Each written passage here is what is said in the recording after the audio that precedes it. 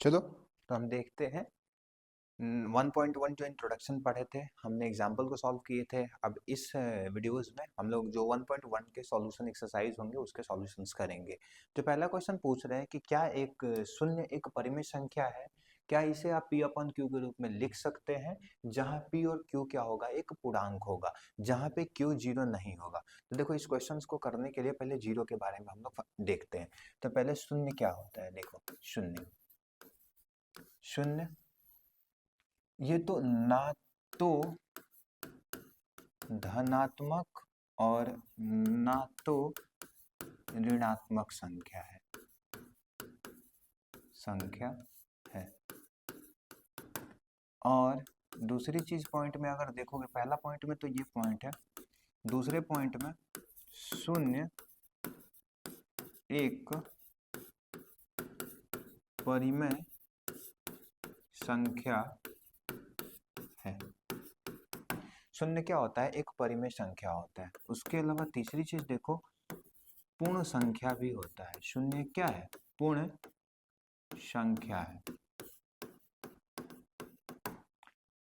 क्यों है ये ध्यान से देखिएगा, क्योंकि इसके पहले भी हम लोग जो वीडियो बनाया था उसमें हमने देखा था जिन जिन संख्याओं को हम लोग संख्या रेखा पे निरूपित कर देते हैं, वो सारी जो संख्याएं होती है वो क्या होती हैं, हमारी परिमेय संख्या होती है। यानी जितने भी पूर्णांक होते हैं सारी क्या होते हैं, परिमेय संख्या। तो जीरो भी एक पूर्णांक है, क्योंकि हमने पढ़ा था परिमेय संख्या को पकड़ने का तरीका क्या था। परिमेय संख्या क्या होती है, तो परिमेय संख्या वो संख्या है जिसे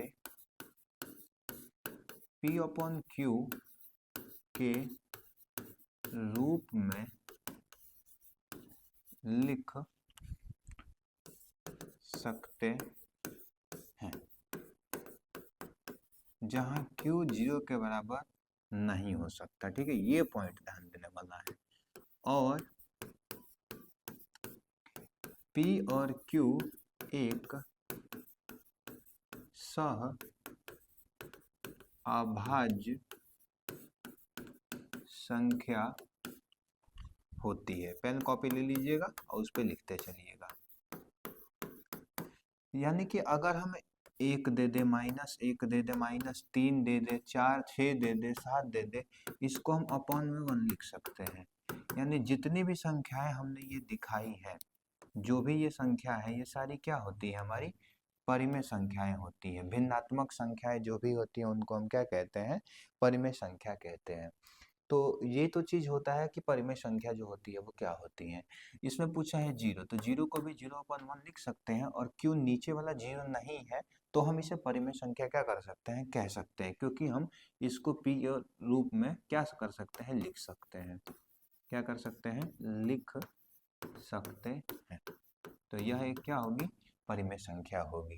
तो शून्य पूर्णांक होता है और यह परिमेय संख्या भी क्या होता है, यानी रैशनल नंबर होता है शून्य। ये जो पहला क्वेश्चन था उसका जवाब था, क्योंकि क्यों नीचे जीरो नहीं होना चाहिए। इसमें जो एक और चीज जो सीखने वाली वो क्या है, कि एक नंबर होता है जिसको हम लिखते हैं 0/1, और ये होता है 1/0। तो हमको पता है कि अगर हम इसको जीरो से करेंगे तो जीरो आएगा, और इसको करेंगे तो क्या आता है, अनंत आता है। क्योंकि इसका मतलब जो होता है वो क्या होता है, इसका मतलब होता है कि आप ऐसे समझो, 6/3 लिख दिए हो, यहाँ पे 2 है, तो जब हम इनको मल्टीप्लाई करते हैं तो ये वाला बनना चाहिए, इनको मल्टीप्लाई करेंगे तो ये वाला बनना चाहिए। जीरो में अनंत से मल्टीप्लाई करेंगे, कितने से मल्टीप्लाई करोगे तो वन मिलेगा, कोई नंबर ही नहीं है। क्योंकि जीरो में वन से करेंगे जीरो आएगा, टू से जीरो, थ्री से जीरो, फोर से जीरो, फाइव से जीरो। तो ये इसीलिए इसका वैल्यू कितना होता है, इनफाइनाइट होता है। और 1/0 होता है वो क्या होता है, अपरिमेय संख्या होती है। अपरिमेय संख्या होती है। कौन सी संख्या होती है, अपरिमेय संख्या होती है। तो ये तो था इस का डाउट। जो दूसरा क्वेश्चन दिया गया है उसको हम देखते हैं अब। दूसरे क्वेश्चंस में एनसीईआरटी में दिया गया है 3 और 4 के बीच में 6 परिमेय संख्याओं को क्या करना है, ज्ञात करना है। 3 और 4 के बीच में 6 परिमेय संख्याओं को ज्ञात करने की 2 विधियां आती हैं। दोनों तरीके से आप क्या कर सकते हो। मैं आपको दोनों तरीके सिखाऊंगा। उसके बाद 3/5 और 4/5 में भी हमको क्या करना होगा, परिमेय संख्या को फाइंड आउट करना होगा। उसको भी हम लोग क्या करेंगे, सीखेंगे। तो देखो 3 और 4 के बीच में जो परिमेय संख्या है, जो एनसीईआरटी बताता है, उसके अकॉर्डिंग अगर हम क्वेश्चन करना चाहें कि 3 और 4 के बीच में कितनी परिमेय संख्याएं हैं, तो आप एक काम किया करो, जब भी ये क्वेश्चंस करना हो तो एक लाइन ऐसे खींच दिया करो, तभी क्वेश्चंस क्या होंगे, ज्यादा समझ में आएंगे। तो एनसीईआरटी का जो सॉल्यूशन है उसके अनुसार अगर इसको सॉल्व करेंगे तो वो कहता है, एक फॉर्मूला है आर और एस अपॉन में 2, इसी के अकॉर्डिंग करेंगे। यानी पहले वाले को आर मानेंगे, दूसरे वाले को एस अपॉन में 2 कर देंगे, तो हम लोग क्या कर सकते हैं, उसको फाइंड आउट कर सकते हैं। तो 2 अगर दोनों को ऐड करके हम लोग करते हैं तो इसका मतलब इसका मिड पॉइंट आएगा। मिड पॉइंट आएगा तो मिड पॉइंट कितना आएगा, 7.7/2 आएगा, क्योंकि दोनों को जोड़ के आधा कर दिए तो वही आएगा। अब ये कहता है कि काम करो, अब जो नंबर है इन दोनों के बीच का आधा मिड पॉइंट निकालना लो और इन दोनों के बीच का आधा मिड पॉइंट निकालना लो। तो आधा निकालने का क्या तरीका है, दोनों को जोड़ के आधा कर दो। तो अब इसको जोड़ोगे, ठीक है, इसको जोड़ेंगे, 3 है प्लस में 1/2 है, इसको अगर जोड़ेंगे तो कितना आ जाएगा, 7/2। यानी यहाँ पे जो पॉइंट आएगा, यहाँ पे जो पॉइंट आएगा वो क्या है, 7/2। अब इसका आधा करना होगा ना, क्योंकि हमने तो अभी ऐड किया है। जब इसको आधा करेंगे 1/2 से तो ये कितना आ जाएगा, 7/4 आ जाएगा। यानी ये पॉइंट जो निकल के आई वो क्या आई, 7/4 आई। ठीक है, ये पॉइंट कितना है, 7/4। वैसे इसको अगर करेंगे तो कितना आ जाएगा, इसको ऐड करेंगे तो देखो ध्यान से, अगर हम इसको सॉल्व करने जाएंगे 7/2 प्लस में 4/1, तो आ जाएगा 4 दूनी 8 7, 15/2, इसको 1/2 करेंगे तो 15/में कितना हो जाएगा, 4। तो ये पॉइंट जो आएगा 15/4 आ गया। यानी कि ऐसे ही करके मतलब मिड पॉइंट, मध्य बिंदु निकाल के जितने भी परिमेय संख्या होती है हम निकाल सकते हैं। तो 3 और 4 के बीच में अगर इससे देखेंगे कितनी परिमेय संख्याएं, एक तो आया 7/4, एक आया 7/2 और एक आया 15/4। ठीक है, तो इस तरीके से मान लीजिए 3 पूछा होता तो हम फाइंड आउट कर देते, 3 पूछा होता तो इसी तरीके से करते हुए अगर हमें निकालना हो तो फिर इन दोनों के बीच के मध्य बिंदु को निकाल सकते हैं, वैसे ही इन दोनों के बीच में मध्य बिंदु को निकाल सकते हैं, इन दोनों के बीच में मध्य बिंदु को निकाल सकते हैं, इन दोनों के बीच में मध्य बिंदु को निकाल सकते हैं। और जितने ज्यादा आप निकालते जाओगे उनके बीच में मध्य बिंदु और क्या होते जाएंगे, धीरे धीरे बढ़ते जाएंगे। यानी कि अगर कोई पूछे कि 3 और 4 के बीच कितनी परिमेय संख्या है, तो परिमेय संख्या जो है ना कितनी है, परिमेय संख्या कितनी है, तो हम कह सकते हैं अनंत परिमेय संख्या है, अनंत परिमेय संख्या है। मतलब 3 और 4 के बीच, 3 और 4 के बीच में अगर हम देखेंगे, बीच में परिमेय संख्या अनंत है। ठीक है, तो इस तरीके से हम फाइंड आउट क्या कर सकते हैं, आसानी से कर सकते हैं। जबकि दूसरा जो मेथड होगा इससे भी सिंपल है, उसको देखते हैं ध्यान से। अगर 3 और 4 बोले, 3 और 4, दैट मीन्स 3 और 4, इसके बीच में परिमेय संख्या बोले निकालने को, कुछ नहीं करना, हम हमेशा किस पे फोकस करेंगे, डिनोमिनेटर पे। डिनोमिनेटर पे, डिनोमिनेटर को हम लोग कहते हैं हिंदी में हर पे।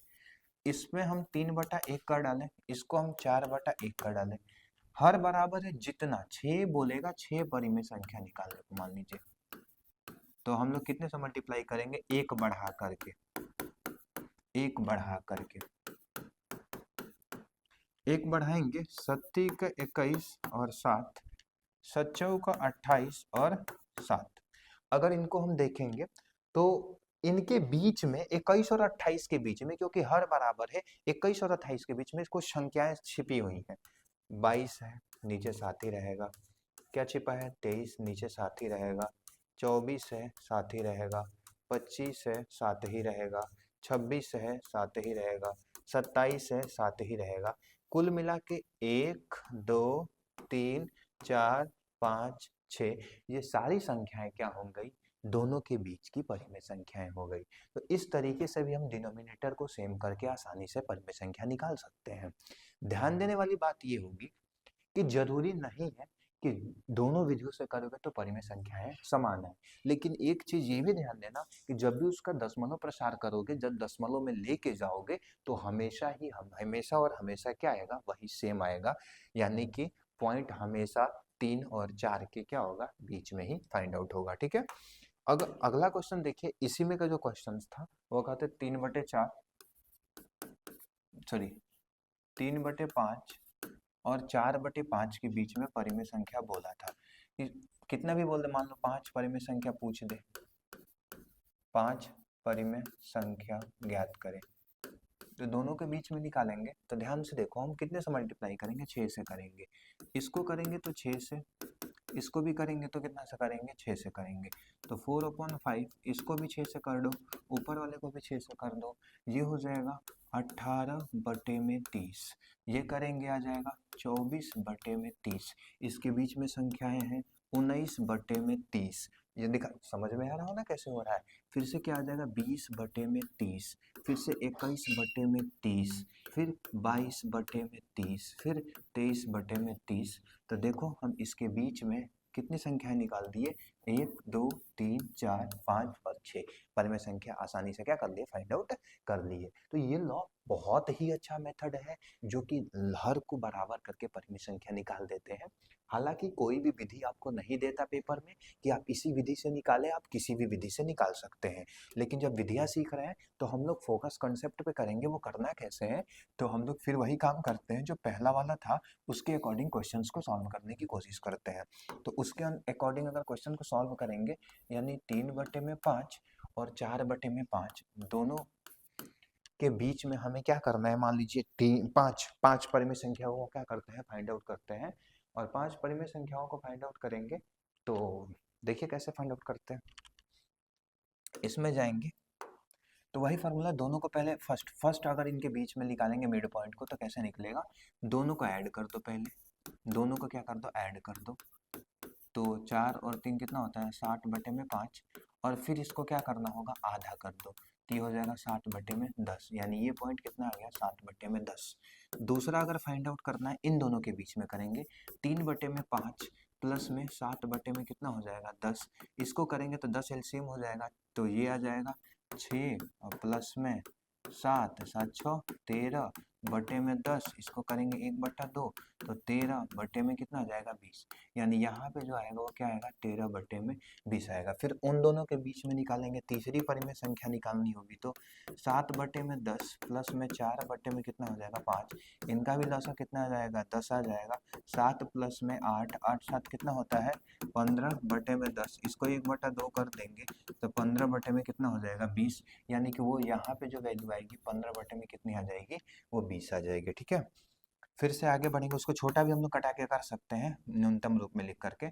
तो किसी के बीच में इन दोनों को पकड़ लो, 3/5 प्लस में 13 क्या, आप किसी भी बीच निकाल सकते हो, उसमें कोई बाधा नहीं है। ठीक है, लिमिट नहीं है। तो ये हो जाएगा 12 प्लस में 20 से कम 20, 13, 12 और 13 कितना होता है, 25/20 होता है। इसका आधा कर देंगे तो ये हो जाएगा 25/20 दूनी 40। यानी कि यहाँ पे जो वैल्यू आएगी कितनी आएगी, 25/20 दूनी 40। 25/20 दूनी कितनी हो जाएगी, 40 हो जाएगी। इस तरीके से हम क्या कर सकते हैं, आसानी से फाइंड आउट कर सकते हैं। यानी कि 4 हो गए, एक और निकालना है। आप जिसके बीच में आप कहो तो हम इनके बीच में निकाल देते हैं। तो 7/10 हो जाएगा प्लस में 15/20 हो जाएगा। यानी कि 7 और 15 को करेंगे तो इसका लॉस 20 आ जाएगा। तो ये हो जाएगा 7 दूनी 14 और ये 15, 15 14 19/20। इसको 1/2 कर देंगे तो 29 में कितनी हो जाएगी, 40 हो जाएगा। तो यहाँ से ये जो संख्या आई है किनके बीच में आई है, इनके बीच में है। तो ये कितनी है, 29/40। तो हमने फाइंड आउट किया 1 2 3 4 और 5, यानी 5 परिमेय संख्या हमने क्या किया है, फाइंड आउट किया है। हमको लगता है आपको अच्छे से समझ में आया होगा कि ये फाइंड आउट हमने कैसे किया है। ठीक है, चलो उसके बाद आगे हम लोग देखते हैं, जो आगे क्वेश्चन है उसको समझना होगा, तभी हम लोग क्या कर पाएंगे, समझ पाएंगे। देखो ध्यान से, इसमें हमको बोलेगा ना कि क्या सारी परिमेय संख्याएं जो होती हैं वो पूर्णांक होती हैं। ऐसा कुछ टाइप करके क्वेश्चन आएगा, जो एग्जांपल हमने सॉल्व किया था। देखो क्वेश्चंस को ध्यान से समझना। क्वेश्चंस में कह रहा है कि नीचे के कथन को सत्य और असत्य को क्या करना है, फाइंड आउट करना है, चुनना है। प्रत्येक प्राकृतिक संख्या एक पूर्ण संख्या होती है। प्रत्येक प्राकृतिक संख्या एक पूर्ण संख्या होती है। बिल्कुल सही बात बोला। प्रत्येक पूर्ण संख्या, मान लो ये वाला बड़ा वाला है और इसी के अंदर तो प्राकृतिक संख्या होती है, क्योंकि पूर्ण संख्या होता है 0 से लेकर अनंत तक और प्राकृतिक संख्या होती है 1 से लेकर अनंत तक। यानी पूर्ण संख्या के अंदर ही तो प्राकृतिक संख्या होती है, यानी सारी प्राकृतिक संख्याएं पूर्ण संख्या होती है। ये कथन क्या है? सही है। लेकिन वही बोल दे सारी पूर्ण संख्याएं पूर्ण संख्या क्या होती है? प्राकृतिक संख्या होती है, ये गलत है, क्योंकि 0 जो पूर्ण संख्या होता है प्राकृतिक नहीं होता। दूसरा, प्रत्येक पूर्णांक एक पूर्ण संख्या होता है, संख्या होती है। प्रत्येक पूर्णांक, अच्छा एक बात बताओ, ऋणात्मक संख्याएं जो होंगी वो तो पूर्णांक तो होती है, लेकिन क्या वो पूर्ण संख्या होती है? नहीं होती है। तो ये कथन क्या होंगे? गलत होंगे। प्रत्येक परिमेय संख्या एक पूर्ण संख्या है। प्रत्येक परिमेय संख्या एक पूर्ण संख्या, ये कैसे हो सकती है? 2/5, ये परिमेय संख्या तो है भिन्न में p अपन q, लेकिन वो पूर्ण संख्या थोड़ी है। पूर्ण संख्या तो 0 से लेकर अनंत तक होता है, 0 1 2 3 4, क्या होता है? ये सब होता है ना। तो इस तरीके से ये पूरे एक्सरसाइज को क्या कर चुके हैं हम? कंप्लीट कर चुके हैं। कुछ क्वेश्चंस हैं, कुछ क्वेश्चन नहीं, कुछ संख्याओं को ध्यान में रखते हुए अगर आप ध्यान से समझना चाहो तो इसमें देख लेना रिवीजन में, जो हम लोग इसमें कुल मिला के जो भी सीखे। तुल्य भिन्न कैसे फाइंड आउट करते हैं, हमने देखा परिमेय संख्याएं क्या होती है, p अपन q के रूप में क्या लिखते हैं हम, पूर्ण संख्याओं को w से दिखाते हैं, प्राकृतिक संख्याओं को n से प्रदर्शित करते हैं, उसके अलावा जो परिमेय संख्या होती है उसको q से दिखाते हैं, जो पूर्णांक होते हैं उसको हम लोग z से दिखाते हैं। वो सारी चीजें जो धनात्मक और ऋणात्मक होती हैं, जो संख्याएं होती हैं, उनको हम रखते हैं प्लस और माइनस में, यानी कि प्लस में प्राकृतिक संख्याओं को देख लिया जाए और जो निगेटिव संख्या, ऋणात्मक संख्याएं होती है, इन सबको जोड़ दिया जाता है तो क्या बनता है? पूर्णांक बनता है। सम संख्या, विषम संख्या आप लोग पहले से पढ़े होंगे, सम 2 से कट जाता है उसे कहते हैं। विषम संख्या वो होती है जो 2 से नहीं कटती हैं। और उसके अलावा आप वो सहअभाज्य संख्या भी पढ़े। कौन सी संख्या? वो संख्याएं जो कि p अपन q होती है, एक के अलावा किसी से नहीं कटती हैं। उसको तुल्य भिन्न हम कैसे निकालते हैं? समान संख्या से ऊपर नीचे गुणा कर देते हैं, जो डिनोमिनेटर इक्वल करके हमने सीखा उससे हम लोग कर सकते हैं। उसके अलावा परिमेय संख्या है, दो संख्याओं के बीच में निकालना हो तो उसके लिए हम लोग क्या करें? 0 हमारी परिमेय संख्या होती है कि नहीं होती है उसको बताने के लिए हम लोग को मिलेगा। उसके अलावा हमने ये भी देखा कि 0 होती है, परिमेय संख्याएं होती है, ना तो धनात्मक होती है और ना ही ये ऋणात्मक होती है। फिर से दो संख्याओं के बीच में फिर कुछ कथन थे जिसमें बोला जा रहा था क्या सारी प्रत्येक प्राकृतिक संख्याएं वो पूर्ण संख्याएं होती है कि नहीं होती है। ये कॉन्सेप्चुअल क्वेश्चन है, कॉन्सेप्ट को समझना बहुत इंपॉर्टेंट था। कथन थे सत्य और असत्य के। आप अब काम कीजिएगा, इंट्रोडक्शन आप पढ़ चुके हो, एग्जाम्पल कर चुके हो, आप एक्सरसाइज कर चुके, एक्सरसाइज भी हमने सॉल्व करा दिया। आप इसको बार बार प्रैक्टिस कीजिएगा। आप एनसीईआरटी से प्रैक्टिस कीजिएगा, आर.एस. अग्रवाल से, लखमीर सिंह से, ओसवाल पब्लिकेशन, पीडब्ल्यू, जो भी बुक आपके पास हो, हिंदी मीडियम इंग्लिश मीडियम, आप इसको सॉल्व करने की कोशिश कीजिएगा। सॉल्व करना आसान है, कुछ नहीं है। अगर आप इंग्लिश हिंदी जानते हो तो परिमेय संख्या को हम रैशनल नंबर कहते हैं, इरेशनल नंबर कहते हैं अपरिमेय संख्याओं को। और धीरे धीरे करके अगर आप यूज करोगे ना, क्योंकि यूपी बोर्ड के बुक्स में प्रैक्टिस के लिए बहुत ज्यादा क्वेश्चन नहीं है, आप देखोगे सेम सीरीज में भी जो क्वेश्चन मिलते हैं वही मिल जाते हैं, रिपीटेड क्वेश्चंस मिलते हैं। तो आप सीबीएसई बोर्ड्स की जो भी आर.एस. अग्रवाल की बुक्स है उसको फॉलो कर सकते हो, आर.डी. शर्मा की बुक्स को फॉलो कर सकते हो, जिससे प्रैक्टिस बहुत जबरदस्त कर सकते हो। अगर आपको कोई भी डाउट होता है तो आप हमारे टेलीग्राम ग्रुप पे क्या कर सकते हो? कॉन्टैक्ट कर सकते हो, व्हाट्सअप नंबर पे कॉन्टैक्ट कर सकते हो। उसके अलावा जो इंस्टाग्राम आईडी है उस पर भी क्या कर, लर्न एंड ग्रो जो नाम से चलता है 277209, उस पर कॉन्टैक्ट कर सकते हो और हम आपके डाउट को क्या कर देंगे? क्लियर कर देंगे। ठीक है।